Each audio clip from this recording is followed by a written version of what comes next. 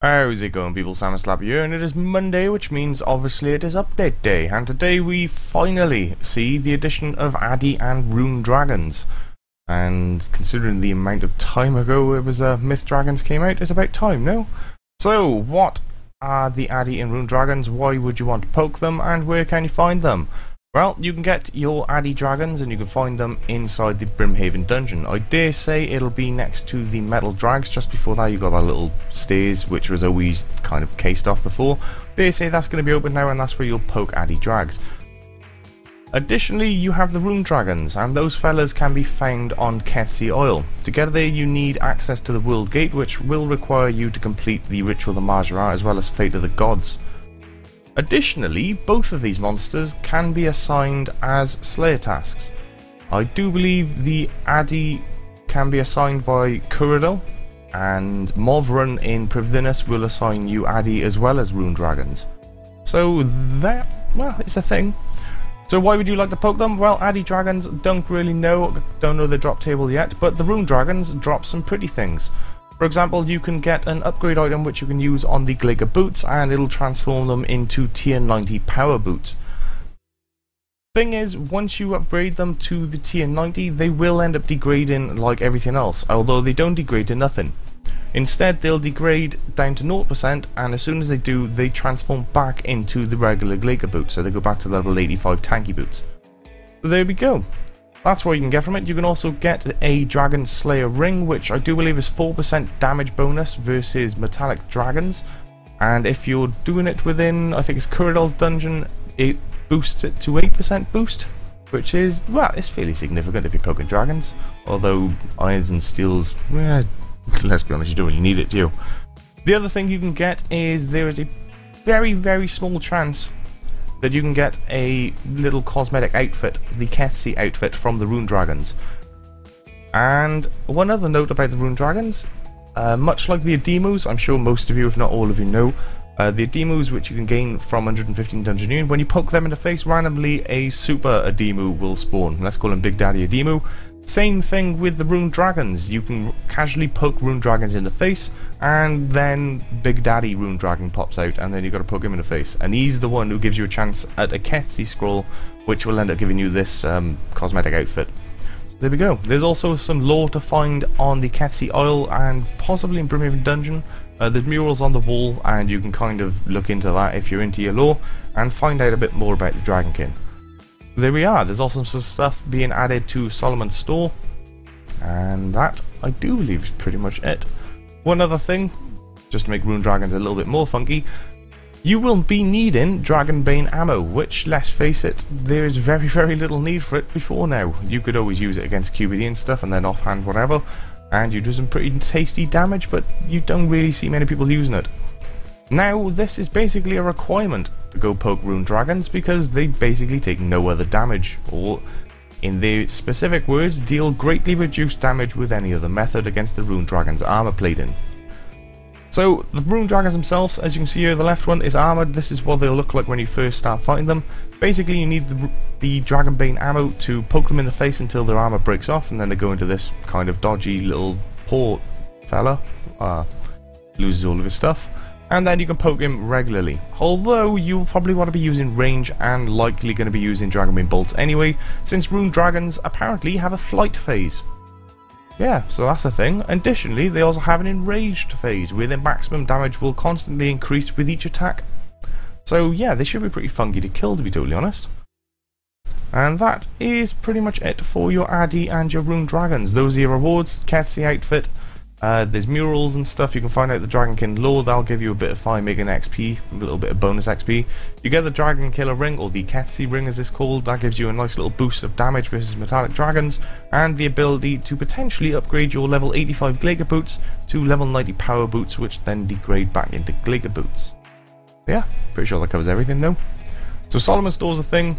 These are your live streams. If you want to have a look at these, then you can just jump onto the main channel, although pretty much all of them are finished, although you've got the Kirby dragons, which will be starting, well, by the time this is uploaded, probably right about now. You can check that out on the RuneScape main channel on Twitch, and you can get a little look-see at the metal dragons, I dare say. Also, the competition that there was holding for the community road trip as well as the summer sweepstake. They're all here, so all of the prize winners and stuff are all noted on here.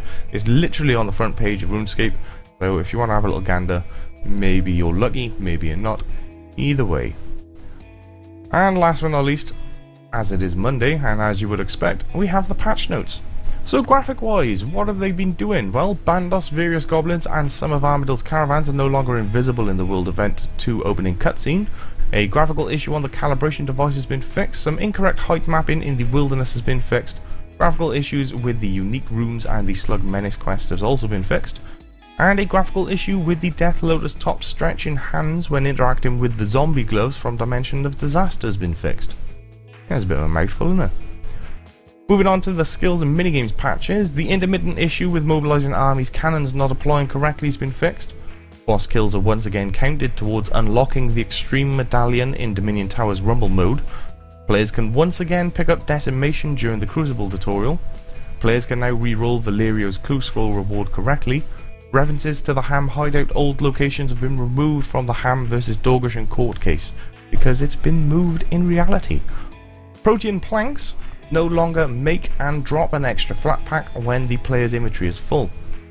Players will no longer be told that they don't have any summoning materials when trying to create pouches with a legendary Beast of Burden pet summoned. A naming error in C Singer's Umi's dialogue has been fixed. Spam clicking to reroll a captain in player-owned ports no longer uses up multiple rerolls.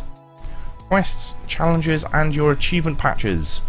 See what we got here then. An issue that could prevent completion of Inada the Maya Key quest has been fixed. That is honestly probably a good thing, let's face it. Captain Erdo is now mentioned correctly during the Grand Tree quest. Corrected Rosallo's chat in Desert Treasure that still referred to the Shadow Diamond as the Rock Diamond. Amended some capitalization in the Underground Passes quests, Demonic Amulets and the Tazar Tourist Guide from the Toxcat Dill. Moving on to the miscellaneous goodness, this is where we typically find the nice things. Maybe we'll luck out. Players can now remove and upgrade their player-owned house costume room furniture without having to empty them out first. Okay, that's something or nothing. Due to player feedback, we have slightly changed the colour of the winner's challenge gem titles. Yeah, players can no longer place challenge gems so close to another challenge gem. Fair enough. Challenging a challenge gem competition will no longer state nobody scored any points. A typo in the information panel for challenge gems has been fixed. Players will no longer be able to wear the hooded quest point cape without having completed the Dimension of Disaster quest. The hooded quest point cape emote will now be played properly. Players can now correctly store their hooded quest point cape in the player-owned house cape rack.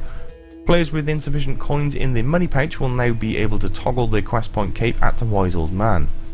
The hooded quest point cape can now be keepsaked. Hooded skill cape names have been updated to help distinguish them from the non-hooded versions. Unlocking agile legs is once again a requirement for equipping a trimmed comp cape. Tiny Zemo's chores are no longer ticked off early in the completionist list on the hero interface. The offhand Armadyll crossbow shards can now be combined to actually create the weapon. Yeah, would have thought that would be there from the start, no? The Dwarven Instinct Aura chest will now spawn when stringing bows. Tuskar's Wrath now uses the shorter cooldown when used on untaggable NPCs like the Musper and the Nihils on assignments. The World Eater armor now only has a chance to cause a special effect while at least 3 pieces of the set are worn, to remain consistent with all previous war presets. Using the number 1 key for yes on a variety of dialogue boxes now respects the setting correctly. I'm assuming you was pressing 1 and no was answered. Fair enough. The Combat Beta contract will no longer redirect players to a non-existing sign-up page. The examine message for bronze arrows, iron arrows, as well as steel arrows no longer refers to longbows. Calgarian demons will no longer drag players into rocks. A typo in Wizard Chamber's dialogue has also been fixed. A typo displayed when Iron Man accounts attempted to mine meteors has been fixed. It is now possible to pick up goblin priest bones. Several incorrect spellings of Dagonoth have been corrected. Insight will now persist on the buff bar if the player dies or logs out. Players can now configure their portable forge to decide what the left click option is going to be. Players can now reclaim loyalty outfits from their player-owned house. Player moderators with the Premier Club badges enabled will no longer bypass the public chat filter. The undead trees in the grounds of Draenor Manor can no longer be killed by familiars. The Macaw interact option on the summoning icon will now actually work. Lovely. And last but not least, we got a couple of ninja fixes here as well. So players can now turn on an overlay to display their remaining Slayer target count from the interface settings interface. Herbicide will now state which herb has been destroyed. The world event has been moved to the top of the list of activities within the grouping system interface. The Charming Imp's chat has been tweaked slightly to avoid confusion. The head chef has decided that So Chef's toque meets the exacting food safety standards of the Cooks Guild, which basically means you can now wear the So Chef toque to actually enter. Added a quick chat option for how many thalers a player currently owns. Fair enough. And clan keywords and notice board drop down menus have been updated with words such as Privthinus, Cabbage Face Punch, and others. And that, ladies and gentlemen, is pretty much all of your updates for this week. So Addy and Rune Dragons are here. There's going to be a stream over on Twitch on the official RuneScape Medulla. Go and have a gander if you're interested.